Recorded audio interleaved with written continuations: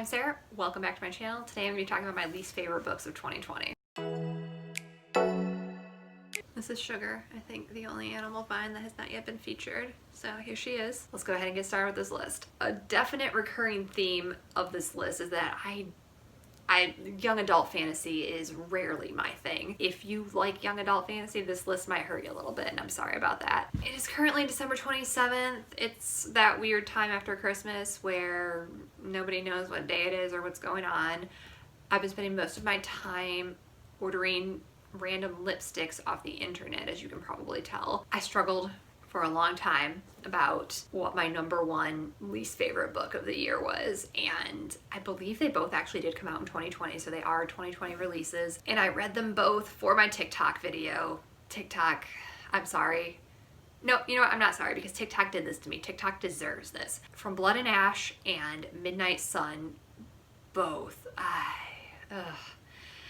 I've talked about both of these at least twice, and I've thought a lot about this, and I think my least favorite, I think what was truly the worst for me was From Blood and Ash. This book was just, there was nothing I liked about this. The fantasy world was poorly done. I can like fantasy, or I can at least appreciate what it's doing. Not in this one. The world was very garbled. It was just a bunch of random fantasy elements, most of which we've seen before that she just changed ever so slightly, or barely changed at all in some cases. And it was just all thrown together, and most of it wasn't real well explained. So in the beginning when you're reading it, it's just kind of like you're like muddling through, waiting for it all to make sense, and it never does, because I don't think there actually is like a sensical explanation for most of it. The writing, I don't think this writing would be good in any setting, I'm sorry to say, but it is especially egregious in a fantasy setting, because everyone is talking like very modern, very young teenagers. It does not work for me. The writing just does not work. There's a ton of ellipses. I think I've mentioned that before, multiple ellipses per page. An ellipse is something that should be used sparingly and very, very deliberately, and she just uses them everywhere. The romantic lead is awful. He's just obnoxious, and he's not in it for a lot of the book. Strangely, he just disappears for a good portion of the beginning of the book. And I hated him. His name is Hawk. Well, one of his names is Hawk, which I also hated. The main character, she's supposed to be all sheltered and worldly, or sheltered and innocent, but she never acts sheltered or innocent. She's reading dirty books. She's learning how to fight like a warrior princess type thing, because that's how you become a strong female character in these books, is you have to be able to fight with a sword, which I'm not against. I love a girl with a sword, but not this one. She's just awful. There was nothing redeeming about this, and I think what really makes it worse than Midnight Sun for me is that people that like Midnight Sun mostly acknowledge, they'll be like, well, it was for the fans. It wasn't supposed to be a good book. It was supposed to be for the fans. This thing has high ratings on Goodreads, and people love this on TikTok especially. I see it all the time. It's in everybody's recommendations. Everybody talks about how much they love it. It's one of the few times where I don't get it. Some books that I don't like, I can read it and I can be like, okay, I guess I get why people like it so much. I see that there's something there that people are really into. This, I just do not understand it. And most people sell it for the steamy sex scenes. There's just so few of them. They're such a small percentage of this very long book that I do not get it on this one. I'm sorry. If you love this book, continue loving it, continue reading the sequels to it, but I don't get it. I'm sorry. And then Midnight Sun. My problem with Midnight Sun is that if she was gonna bother to write this book, it should have given us something new, and it barely did. There was an opportunity to do this book and allow the reader to learn all of this stuff about Edward. It didn't do that. It was so long. On my Goodreads, I suspected it was the longest book I had read this year. It was, in fact. Goodreads, my year in review, told me this was the longest book I've read. I had to fight through it. It was a struggle. I might have hated it less if it was I don't know, half the length. So long of a book for very little new information, very little new insight into the characters. The worst part of this book was that it was just boring. So boring, so boring. I'm not sorry. I really didn't like this one. I think I'm solid that From Blood and Ash is worse, but This one was really, really bad. And then after that, I had read 13 Little Blue Envelopes, which is a book I had been aware of since I was young, since it first came out a very long time ago. And it's about this girl, she's 17, she's taking this trip through Europe, and she's being guided by these clues that were left behind by her deceased aunt. So she's going to whatever country her aunt tells her to. And this book, this author has written other books, and I think I've liked some of them, or I've heard good things about the others, but she writes about this fun Europe trip as if it is the most boring inconvenience this girl has ever stumbled upon. She's a teen and she's in Europe and she's like running into other teens even and making friends, and she just the whole time it just seems like she's disinterested and hates it, and I don't understand why the book was written this way. I wouldn't have thought it was possible for someone a professional like author to write a book about that topic that I would dislike as much as I disliked this one. I read somewhere that like half the countries she talks about she hasn't even been to. Like, why would you do that? Why would you choose to include countries that you haven't even been to when you're an adult, you're a successful author, you could go to these countries, right? Like, you could go take a small vacation in Denmark if you're going to include Denmark in your book, but instead you didn't, and all you do is write about how boring Denmark is, and I'm like, what?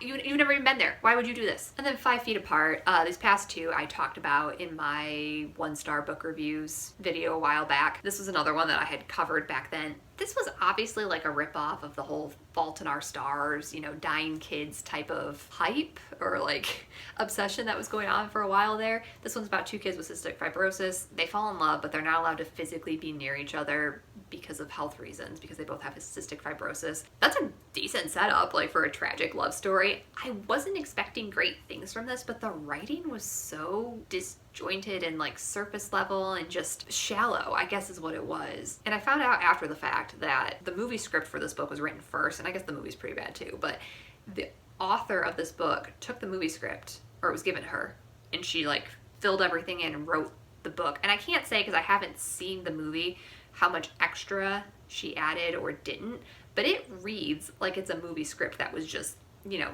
fleshed out a tiny bit, not nearly enough. It misses everything that made like The Fault in Our Stars readable and enjoyable. It's just poorly done. I don't know anybody else in real life that has read this book, and I don't think I've seen any other reviews about it online. So let me know in the comments down below if you've read this book and what you thought about it. But this one was bad. I went into it with not that high of expectations, and I was still let down a lot. The Plague. I read this book for my Apocalypse Plague books video, and I was trying to read like a classic about a plague, and Jesus Christ. This one was as close to as hard to get through for me as like Midnight Sun, and that's saying a lot because this book is nowhere near as long as Midnight Sun, but it is so dull and dry. And it's a book about a plague, and one of the main characters is a doctor, and yet you're barely ever seeing the goddamn plague. Like, why is there no plague? Why is this? I don't even know how to explain this book. I originally gave this with a 2-star. I have downgraded this. This for me is a 1-star book.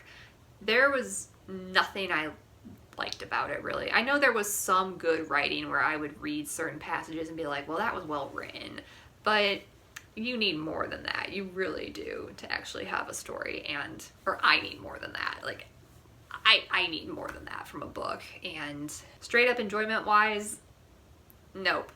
I struggled to get through this not very long book. It is extremely boring. I don't know how you take a plague and make it boring, but this guy did. Props to him.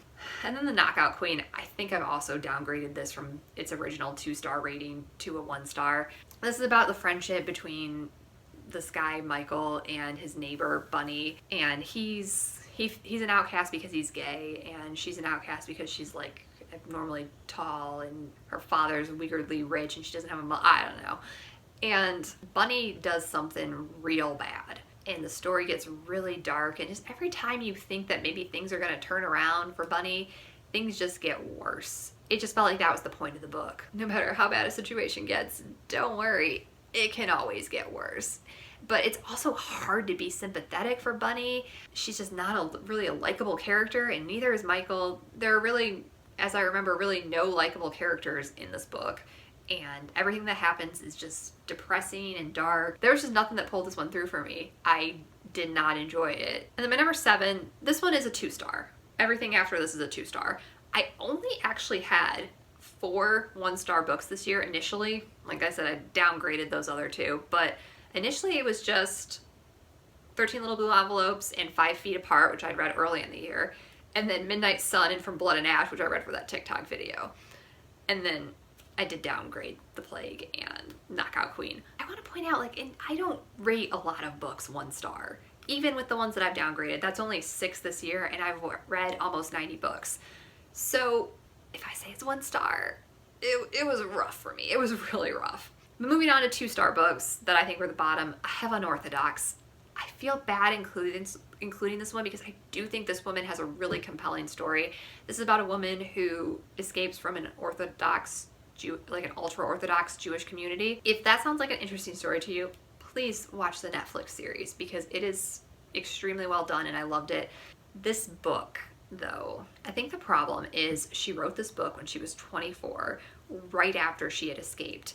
So the first half of the book is just all of her childhood experiences. And for me, they were just not that interesting. You know, kids in any community, in any circumstance, like a lot of the things she was going through was just not that unique to an ultra-Orthodox community. Like that was what I was reading it for, was this different world that I'm not a part of. And the first half of the book was just like all about feeling like a misfit as a child. I'm like, I could have read that in any book, and I just didn't think it was that interesting. The second half of the book, after she becomes married and starts going through problems with like sex and motherhood and starting to want to get out of the community, that was more interesting. But I feel like the escape itself and the aftermath are the most interesting parts of that story, and that's mainly what the TV series focuses on, even though it's a fictionalized version. The book just ends there, like when she's about to escape. Yeah, she wrote the book at 24, like I think she started the book before she even started her escape, so it just doesn't cover the aftermath. I think it would be better if she wrote it now. You know, I think she's in her 30s now. I think it would be a much more compelling book with her looking back at her life as it was instead of how she wrote it. And she even, in the afterword of this book, the reason I found out about all this and when it was written and what age she was is because there's an afterword of the book, and she addresses this directly. She says, well, if I'd waited to write the book, it wouldn't be the raw and powerful book it is, which is not untrue, I'm sure, but it didn't do it for me. I wanted more of like an adult's perspective on all this stuff after the fact instead of when she was so close to it and writing about it. I feel like it would have been a stronger book and she would have been able to tell the story a little better if she'd written it later. But I understand why she wrote it at the time. Like, this was part of the financial funding for her escape, so she didn't really have much of a choice. It doesn't change that this book was hard for me to get through because I found it uninteresting for at least the first 50 to 60% of it. The Night Circus, this was another one. Recurring theme of books I didn't like, they were boring. I can forgive a lot in a book, but if I'm struggling to get through the pages because they're just boring, it's gonna end up lower, and that is The Night Circus. I summed this one up in a TikTok video I made about the books I've read this year as there's a magic circus and then nothing else happens, and that's what this book is. These two characters, the main characters, they're locked in this magical battle, but like nothing it's not like a battle, it's more like a talent show, I guess I would describe it as. They're both doing these like impressive magical things to win, but not directly like battling. It was an interesting choice the way this book went, and like even in the text the characters are like, is this what we're supposed to be doing? Like, is anything else supposed to be happening? This has been going on for decades. Should something else be happening? And nothing really ever does. It gets resolved, like the story, there is a story and everything gets resolved pretty well, but it was just boring. Like, that's all I can say about it, and I'm sorry to anyone that enjoys this book, but I just need more plot for me personally. The Red Queen, on the other side, this one did have more plot. I just think it wasn't particularly well written. This is kind of your normal dystopian book. Like, this is one you read it and you're like, this was really just trying to cash in on that whole Hunger Games dystopian society thing. The plot's kind of silly. The main character, when it's discovered she has these powers that only the Silvers, the people with the silver blood have, even though she's a red, they come up with a story that she was actually a silver all along and didn't know she was a silver. But that makes no fucking sense. Like, you know what color your blood is. No one makes it through their life without bleeding or without being injured in some way. And even if she had somehow made it through life without bleeding or being from an injury, she's like a 16-year-old girl, so obviously she's gonna know what her blood looks like. So the whole like central why of the story that it's based on is just not convincing, and it's just got way too much of like, she's so special. She has these powers, even though she's a red, and she's the only red that has these powers, and she's super powerful, and somehow she never noticed she had these powers, even though she's super powerful and super special. And it wasn't terrible, but I didn't like it. I can't see myself continuing with it, the series. And then finally, Tuesday Mooney Talks to Ghost. I feel bad about this one. This podcast I listened to, The Worst Bestsellers, one of their previous shows, they talked about their favorite books of the year, and I don't remember what year this was for, but it was on one of their lists, and the way they described it sounded really good, so I read this book based on that recommendation, and I really liked it in the beginning. I thought it was going to be really interesting, and then it just got really boring. There's too many characters, the plot does too many things, tries to do too many things, and it just ends up all being muddled, and I really don't even remember. I didn't read it that long ago, and I really don't remember that much about it because everything was just all jumbled together. Like, the main character is on this scavenger hunt, so there's this whole mystery, but then also she communicates with the ghost of her best friend, her like childhood best friend, and that's never explained and barely becomes relevant to the story, so it's just like another thing thrown in when there's already multiple characters and multiple perspectives, and it was a jumbled mess, and I wanted to love it, I really did. And it did not work out for me. So those are my top 10 least favorite books. Let me know if you disagree with me in the comments below. Tell me what I got wrong. Tell me all about it. Please subscribe to my channel if you haven't. Please give it a thumbs up if you like this video, and I'll see you next time.